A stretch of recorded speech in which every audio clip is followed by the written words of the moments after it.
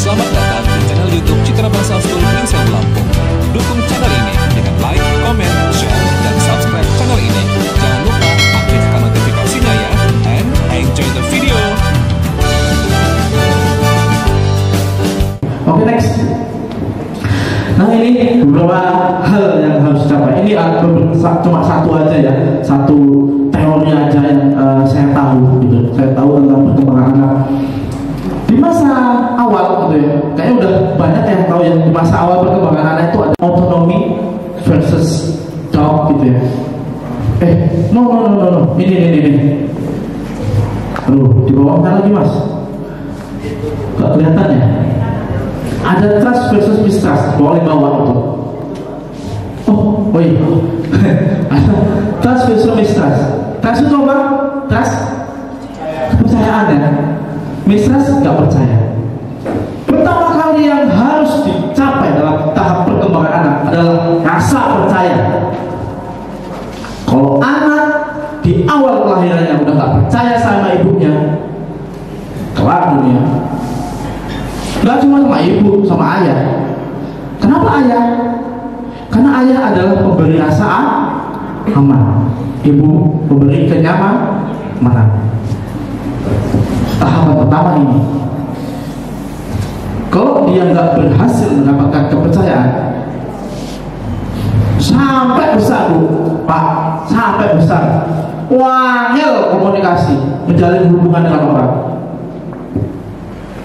Anak kecil, cewek gitu ya misal, dia nggak mendapatkan kenyamanan dari ibu, nggak mendapatkan kenyamanan dari ayah, sampai dia akan menikah, dia akan kesulitan menjalin hubungan dengan orang lain. Istilahnya, kalau sekarang apa sih? Apa baik istilahnya baik? Kalau kita nggak percaya sama orang lain tuh trust issue. Nah, that's right. Trust issue. Anak-anak games. Thank you, Mr. Lee. Apa Mr. Lee kayak gitu juga? Trust issue. Dia memiliki trust issue. Sulit banget untuk percaya sama orang. Ngerjain apa-apa itu merepotkan dia ya. Ngerjain apa-apa maunya sendiri gitu. Gak mau dia kolaborasi, gak mau dia bareng-bareng sama orang. Menurutnya kalau bareng-bareng sama orang, oh gak repotnya tak ngerjain dewe rampung. Nah gitu ya. Kayak gitu. Jadi modal awal adalah percayaan. Kalau kalian gak percaya atau misalnya tidak membangun kepercayaan ini, seolah-olah nggak mungkin ya seorang ibu itu anak itu nggak percaya sama ibunya. Tapi itu terjadi di satu kondisi atau lain hal pasti terjadi, dan kepercayaan itu mempengaruhi anak di depan. Selanjutnya adalah inisiatif and guilt. Ada ini memasuki usia preschool ya, sebelum kita sekolah gitu ya. Dia ada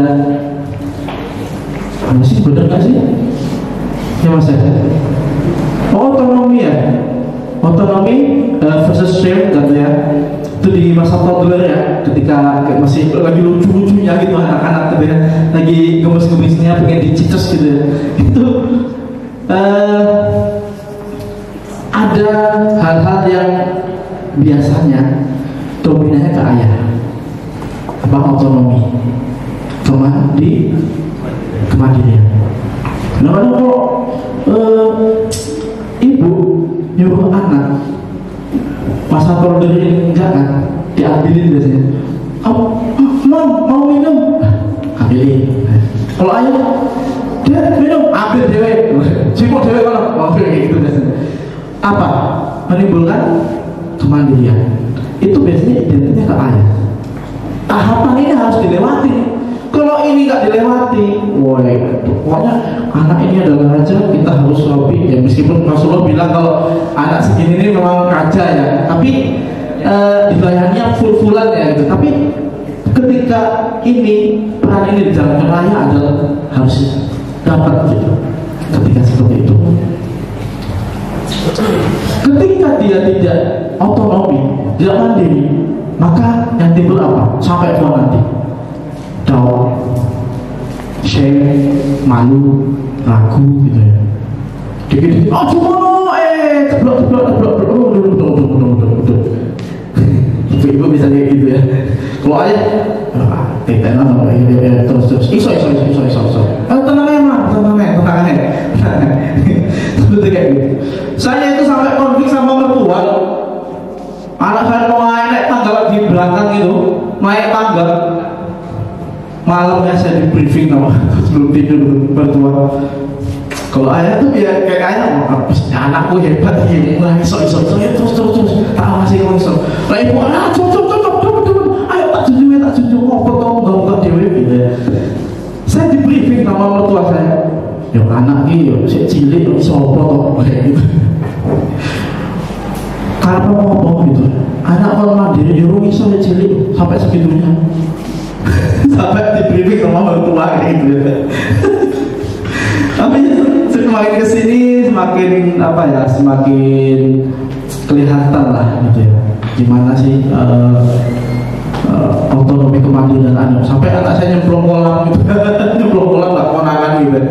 Wah saya tuh habis itu karena saking mandirinya gitu ya. Berobos kolam bisa tuh bu yang ada paginya tapi paginya bolong ke bawah berobos. Wah nah itulah mandiri itu. Ketika dia tidak melewati tahapan ini, ya nanti ada malu, terus ragu gitu, mau ngapain aja orang tadi. Meskipun orang tua nggak melarang ya, tapi itu terbentuk karakter nanti ketika dewasa. Selanjutnya ada inisiatif guilt. Nah, ketika anak nggak memiliki, nggak melewati tahap inisiatif ini, nggak mencapai tahap inisiatif ini, dia akan sering merasa bersalah gitu.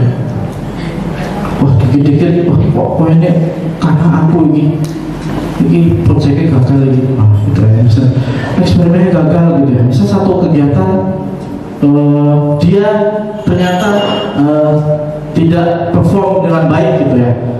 Dia akan menyalahkan diri sendiri tanpa mengertikan kenapa. Emang ada yang benar-benar salah kita? Ada nggak? Dia mungkin salah aku. Kita harus mentolerir hal-hal yang tidak bisa kita kendalikan di luar diri kita, betul nggak? Ya. Kalau kita selalu menyalahkan diri sendiri, timbulnya itu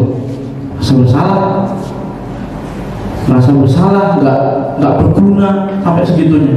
Dan itu kalau dibiarkan terus ya depres, kecemasan, wah sangat apa ya, sangat tidak banget lah pokoknya. Kalau misal kita nanti nauzubillah gitu ya, sampai kita merasa salah banget gitu ya. Wah ini salahku kabeh, nggak mungkin ini soal mulia. Padahal dia bekerja secara berkelompok. Nah, ketika masa remaja ada identity versus role confusion. Kalau kita remaja itu kan biasanya masa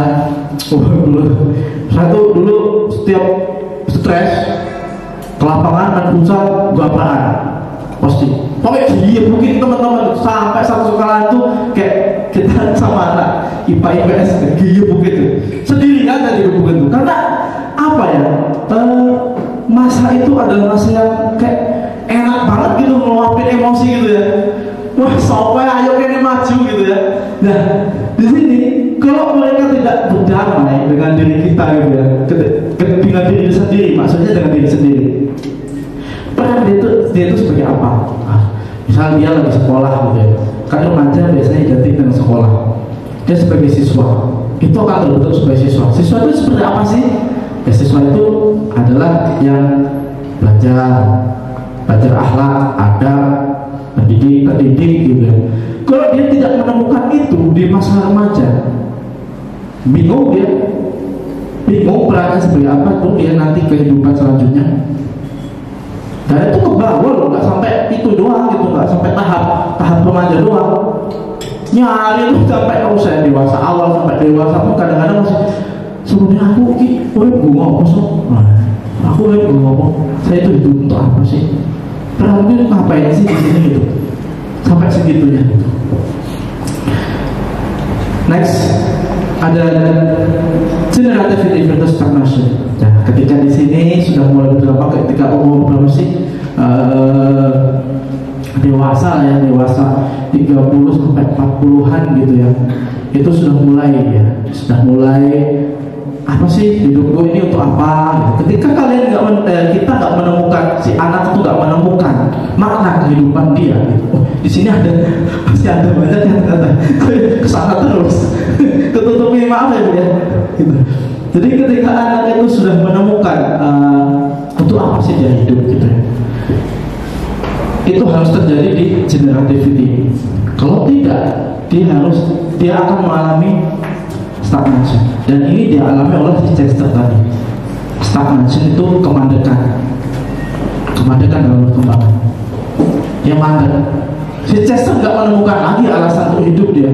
Anak 4 ya udah ada, aku masih punya hak cipta gitu, hak cipta royalti gitu ya. Aku juga masih punya istri untuk merawat anak. Menurutku yang merawat anak ya istri gitu kan, bukan aku gitu ya. Tidak menemukan alasan untuk hidup, tidak menemukan kebermaknaan dalam hidupnya, memutuskan untuk cutting hidupnya sendiri gitu, mengangkat hidupnya. Kalau dia tidak menemukan alasan kenapa dia hidup.